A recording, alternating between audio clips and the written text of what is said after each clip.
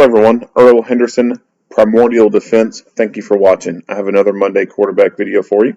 I'm going to play the entirety of the video, and then I'll go back and talk about things that are going on to better explain what's going on and talk about things that I think that were done right and or done wrong.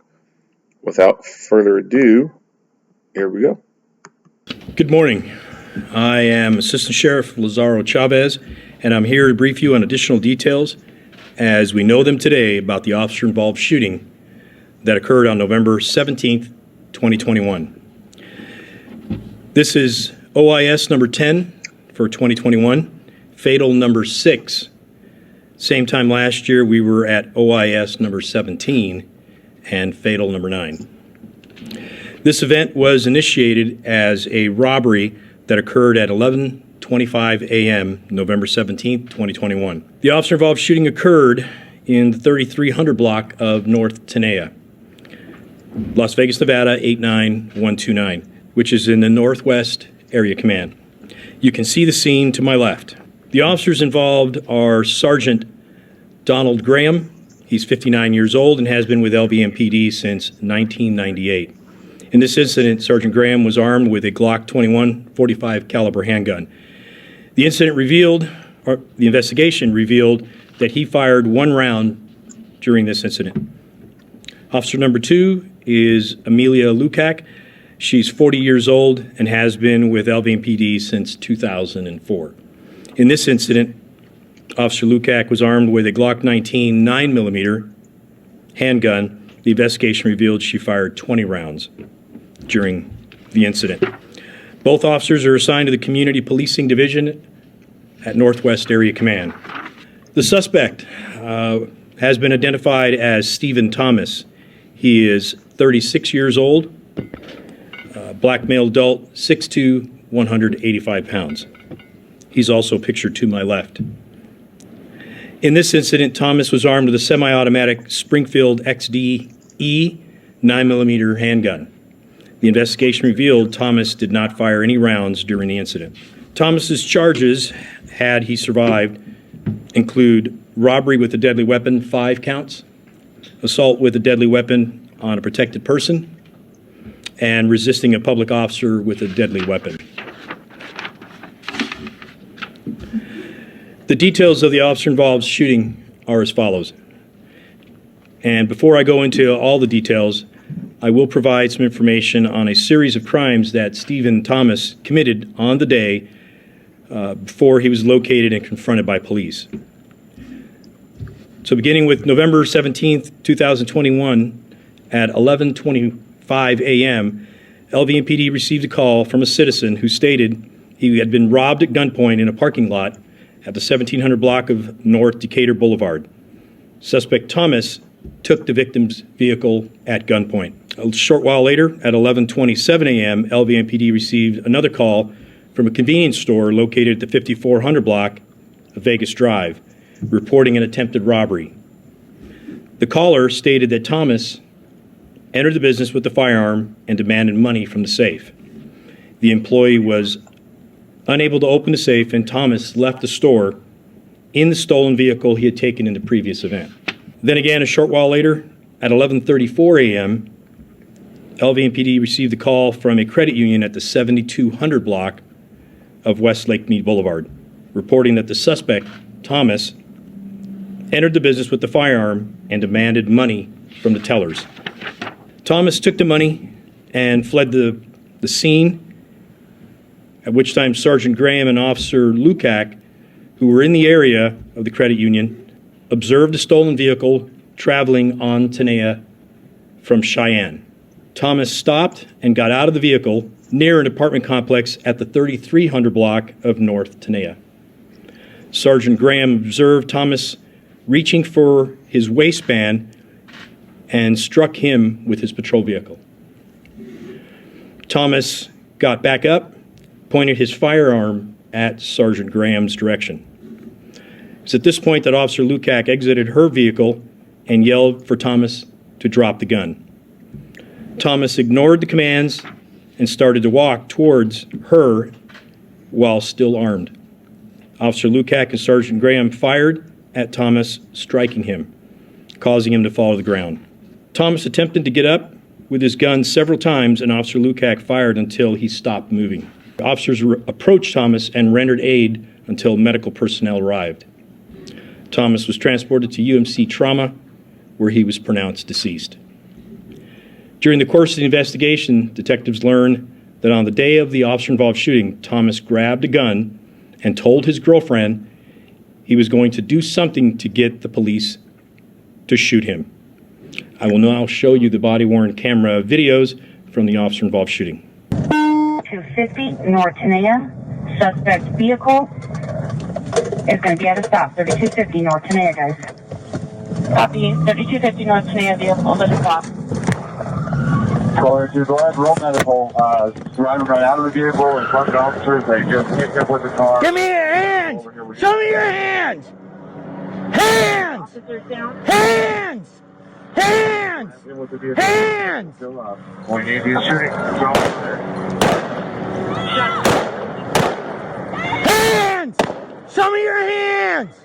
Show me your hands! Show me your hands! Here's some slow motion video of Thomas exiting the vehicle, and he reaches for his waistband.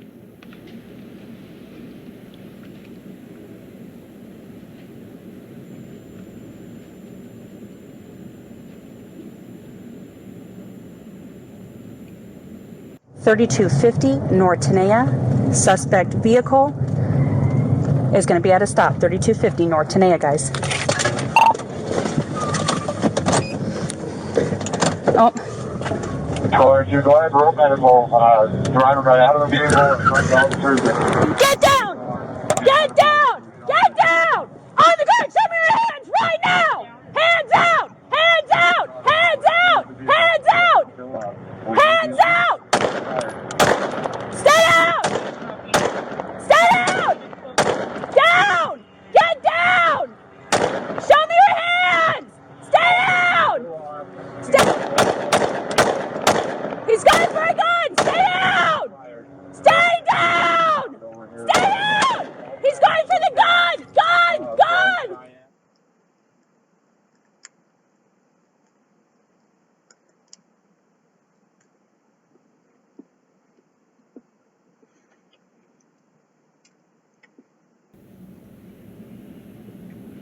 Despite being struck by the vehicle, you'll see Thomas stands back up and he points his firearm at Sergeant Graham's direction, which is when Officer Lukac engaged him in gunfire.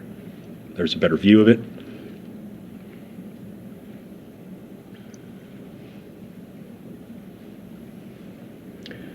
Okay, this concludes the briefing.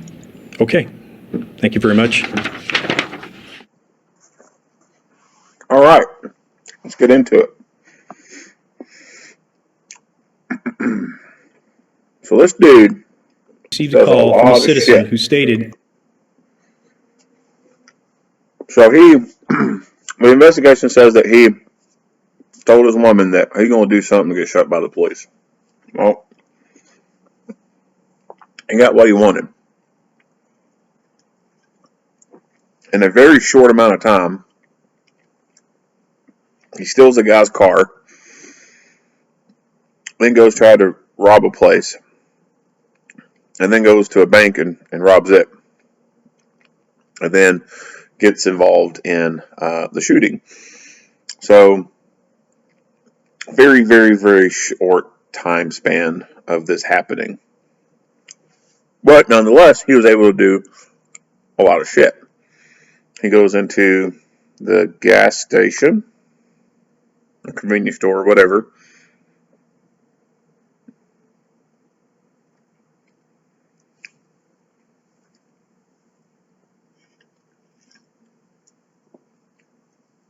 Now, from a self-defense standpoint, you know, for people who work in gas stations and stuff like that, you know, they don't provide a whole lot of footage. This is just a still image. So, you know, who knows how this played out, but, you know, there's people who work in gas stations or convenience stores, and some people are armed. Most aren't, but there are some that are that are actually armed. Um, I get it. Everyone wants the bad guy to be caught, but in this kind of scenario right here, this dude's already got his gun out. It's damn near impossible to outdraw a drawn gun. So if this teller was armed, it would not have been in his best interest to try and engage this guy in a gunfight because the guy's already got his gun out. He's going to be that much quicker to get it up and in the fight. Convenience store, most likely should be having insurance, and some damaged product or missing product could be covered under insurance, whatnot. It's best to let the people take the products and get them on out of there. Now, that sucks, right? Like, bad guys don't need to get away with shit. But a pack of cigarettes is a pack of cigarettes. You can get those every damn day. Whoever this guy is, whatever his name is, you can't get him every damn day. There's only one of him. So, it sucks, but let him take it. Like, it can be replaced later on. Especially if it's not yours. Like, I can understand maybe a little bit more if this guy was the owner of this place and this place was his livelihood. I can understand him maybe wanting to be more motivated to defend it. But if you just work for some company, that company's not going to give a shit about you. And at the end of the day, in fact, there's a lot of places where if the employee was armed and they used the gun in self-defense, there's probably a lot of companies that would end up firing that employee because they violated their company policies against, not having guns at work or something like that. So you're kind of damned if you do, damned if you don't kind of thing. But end of the day, retail stores, just let them take whatever. Same with the banks. So obviously banks are FDIC insured, so let them take the money. Let them have it.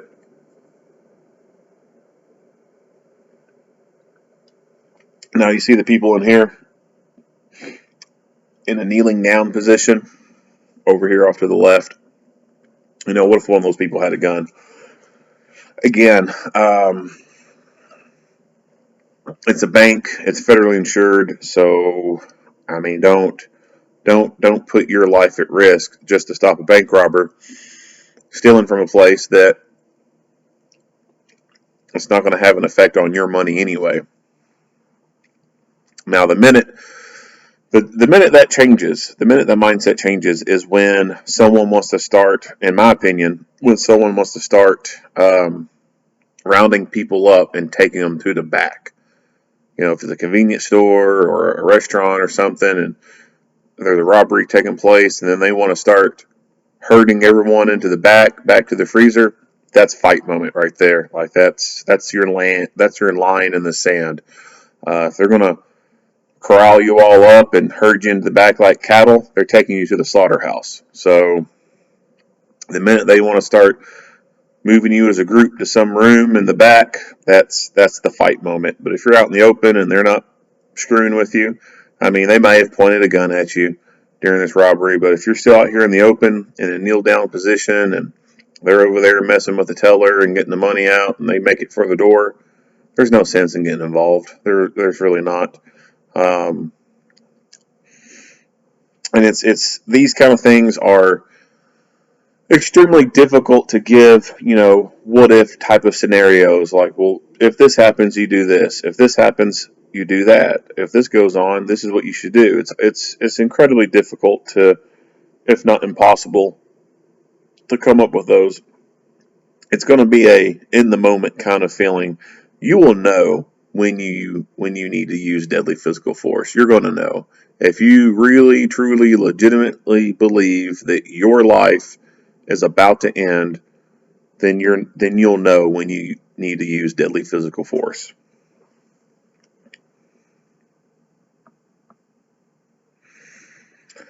The police finally catch up to him.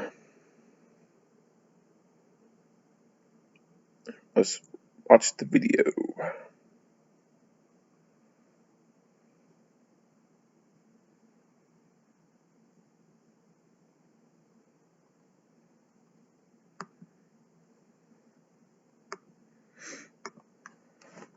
.250 North Tenaya. Suspect's vehicle is going to be at a stop. 3250 North Tenaya, guys. Copy. 3250 North Tenaya vehicle at a stop. Caller 2, go ahead, roll that. 3250 North Tenaya vehicle at a stop. All right. So, I like that. I like that a lot. This guy's reaching in his waistband for his gun, and this officer did the right thing. He hit the accelerator. Let the V8 do the work. I don't give a shit what handgun you got. V8's going to beat that damn thing any day of the week. Of course, vehicle tactics training, you go through a class like that, you learn how to shoot through the windshield, and if you pay attention in class, you're going to learn, or if the class is taught well, you're going to learn that shooting through the windshield is not the most effective option. Laminate glass causes the rounds to deviate in some way, and it's hard to make hits on target through a windshield using your gun. The best option is to run the fucking target over. And this is what this officer does. He makes the right choice, he hits the accelerator, and he hits the guy. Now, the only thing negative about this is the guy went over top of the hood instead of going under the vehicle. It would have been better if the vehicle would have went over top of him versus him just, flying on top of the hood and coming off. That's the only negative thing that happened right here. Caller 2, go ahead, roll medical. Survivor got out of the vehicle in front of the officers. They just picked up with the car. Give me your hands! Show me your hands! Hands! Officers down. Hands! Hands! Hands! We need you shooting. Hands! Show me your hands! Show me your hands! Show me your hands! Here's some slow motion video of Thomas exiting the vehicle, and he reaches for his waistband.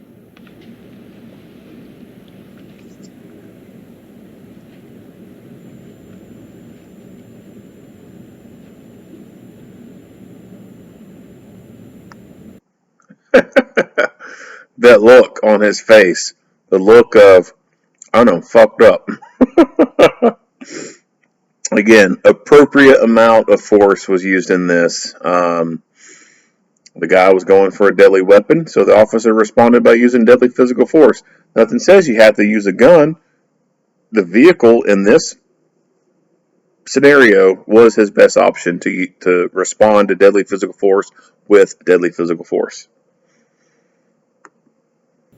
3250 North Tenaya. Suspect vehicle is going to be at a stop. 3250 North Tenaya.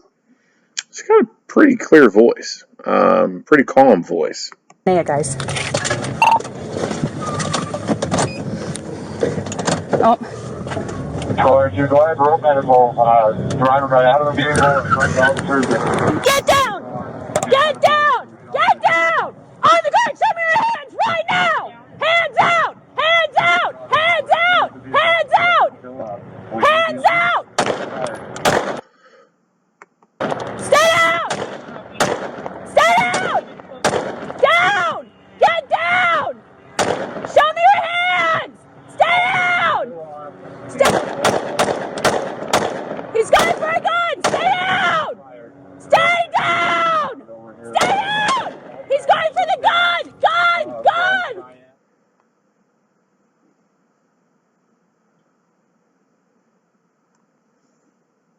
You'll see Thomas stands back up, and he points his firearm at Sergeant Graham's direction, which is when Officer Lukac engaged him in gunfire. There's a better view of it.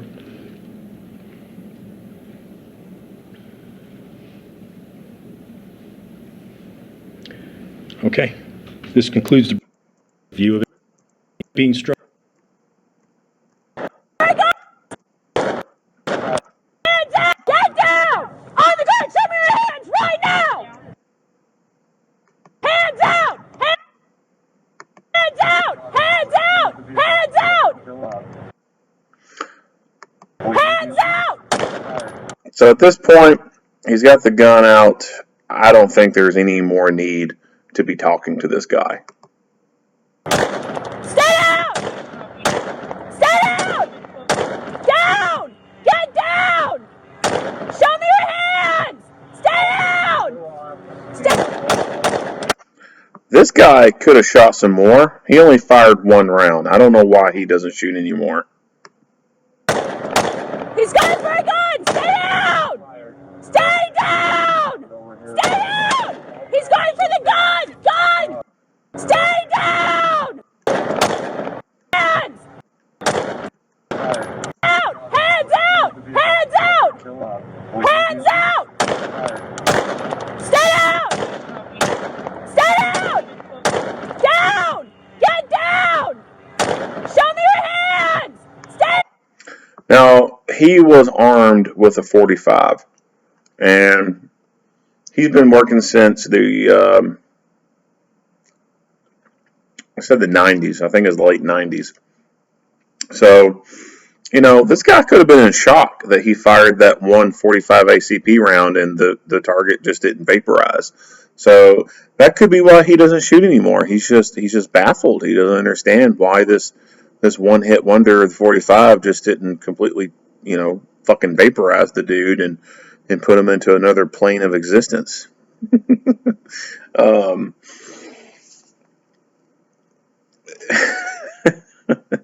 A lot of 45. That's kind of a jab at the 45 guys. A lot of 45 guys put a lot of this this thought into that. A 45 is a one shot kind of round. You hit a person once and they're just gonna poof go away. But no, he fires once and that's it. So I don't know why he doesn't fire anymore. I think that he should have fired some more. You know, if this woman's still shooting, he's still got the gun in his hand. Obviously, this dude's still a threat. So that guy over there should have kept shooting. She shoots, and she shoots a lot. Down! Get down! On the ground! Show me your hands right now! Hands out! Hands out! Hands out! Hands out! Hands out! Stay down! Stay down! Down! Get down! Show me your hands! Stay down! Stay. He's going for a gun! Stay down! Stay down! Stay down! He's going for the gun! Gun! And they said that she fired 20 rounds, but she has a Glock 19, so she empties that magazine. Gun! And that's it. That's all we see from her. So there's more. There has to be more footage than what's here. This is just all they're showing for whatever reason. So she fires the slide lock, which firing the slide lock is a bit of a rarity when you look at gunfights all across the nation. It's pretty rare to fire the slide lock. There's also no information about what kind of injuries this guy received other than he was shot. It doesn't specify how many times he was shot. It doesn't specify, the rounds that went into him. We don't even know if this one 45 ACP even went into the guy. Or if how many rounds she fired, how many of them actually went into this guy. All we see is that she fires the slide lock and the video ends. She obviously performs a reload, and if she fired 20-something rounds, then that means that after doing that reload, she fired some more. But they don't include that for whatever reason. Stay down! Stay down! Stay down! He's going for the gun! Gun! Gun! He's going for the gun! Stay. Now, it's also, extremely difficult to see, what it looks like through her eyes. All we see is this this flex camera, and it's just kind of it's on her shoulder a little bit, and you can kind of see her face up in here. But I mean, you can't really, obviously, and even from a normal, chest-mounted camera, you still can't even get a good idea about what they're seeing. But she fires multiple rounds, and I don't know, obviously what her sight picture looks like. But I don't think that out of all the rounds she fired, that every round hit.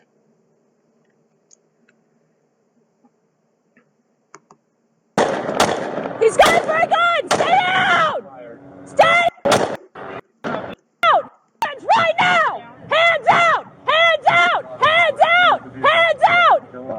Hands out! Stay down! Stay down! Down! Get down! Show me your hands! Stay down! Stay. He's got for a gun! Stay down! Stay down! Stay down! He's going for the gun! Gun! Yeah, firing a side lock. I mean, that's got to be some scary shit in the middle of a gunfight. And then your gun goes dry, and they're still moving. Like, I've had nightmares like this before, where you shoot at the bad guy, and the rounds are kind of, for the most part, ineffective. They're not going down; they're still coming towards you. So, I mean, this literally is almost like a freaking nightmare for this woman. Here she is shooting this dude with a gun that's coming towards her, and she fires the side lock, and this dude's still moving. Now, obviously, in the middle of this pursuit, so to speak, where they're following this guy, and it happens so quick, there wasn't a whole lot of time for her to be able to get a long gun out and put it into play. Not even 100% sure if there would have been an ability for her to get a long gun out in play. Oh, Caller, you go ahead, roll medical. Driver got out of the vehicle. Get down! Get down! Like, we can't see into the car very well. Get down! Yeah. So no idea if there's a rifle in there or not. Get down! Get down! On the ground! Show me your hands right now! So we can't see that well into it. But I would argue that if a rifle had been able to put into play, there wouldn't have been the need to fire 20-something rounds. I think that the first few rounds from the rifle would have knocked his dick in the dirt, and that would have been the end of it right then and there. But this was a very, very quick, very dynamic kind of scenario where, she may not have had the time to be able to get that rifle out and put it in play. Now, does that mean that she could not have already disengaged her rifle from the rifle lock and then had it between her and the seat? No, that doesn't mean that at all. I mean, that is a scenario that could have played out. That is a tactic that can be done while you're going to a call. You could very easily get that rifle out of its lock mount and charge it and get the rifle between your leg and the console. Or, depending on, how it's set up and everything, you go ahead and even put the sling around your neck into a one-point sling type of adaptation and have the rifle right there in front of you with the muzzle going between your legs hitting the floorboard. And all you got to do is get out of the vehicle that way. So you can have a rifle staged and ready to go while you're driving down the road, and it wouldn't be any issue whatsoever to do that. That way, when you do go to bail out of the car, you've got a rifle right then and there. Because it does take a few extra seconds to reach down, hit the disengage button, and get the rifle out of the rack. And then, because most departments have a policy that you don't have a round in the chamber, you gotta charge that rifle or pump the shotgun, whatever, get it into play, or I'm sorry, get it in service. And that does take time. And in this instance, would she have been able to stop, get that rifle out, do all that stuff, and then get in the fight? No, it was more tactically sound for her to exit the vehicle like she did with a pistol, because it's right then and there. But she could have, while they're in this, going to this call, and they're following this dude, could have very well gotten the rifle out and got it pre-staged and ready to roll, and then she could have got out with the rifle.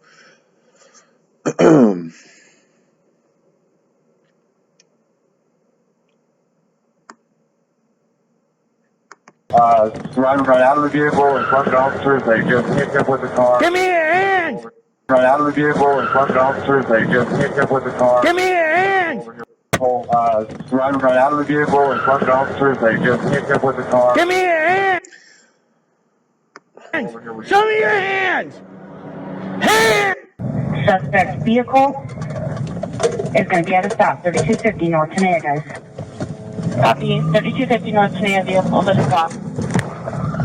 Caller 2, go ahead, roll medical.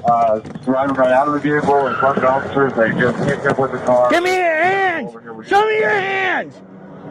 Hands! Hands! Hands! Hands! We need you shooting. Hands! Show me your hands! Show me your hands!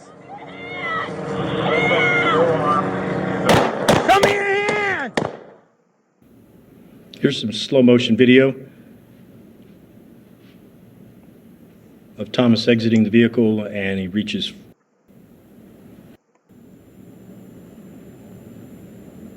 $32.50 North Tenaya. Suspect vehicle is going to be at a stop. $32.50 North Tenaya, guys. Oh.